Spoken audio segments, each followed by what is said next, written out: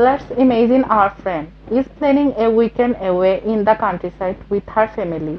She has asked us for our suggestions. So first let's talk together about which transport she should use for this trip.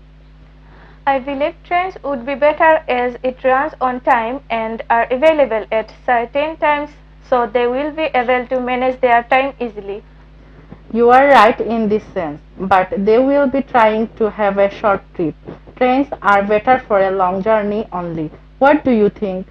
Yes, I agree with you. So what about buses will be better as they will be able to travel short distance journey in the countryside? Okay, but what about cars? I think cars will be too expensive for them. Yes, I agree. So buses are better. So what things do you think they need take with them? They need to take some of their things and camera to take photos. Yes, if they take a good camera with them, they would be able to capture the memorable events of the trip. Yes, it's a good idea. And what things they should do to enjoy their trip?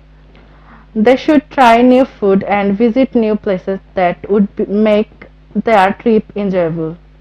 Yes, I agree. Finally, let's discuss how they should organize for their trip. They should book the hotel in advance and select the things they are going to do and the places they are going to visit. Yes, without a doubt, they are really important to have a trip in the countryside during the weekend.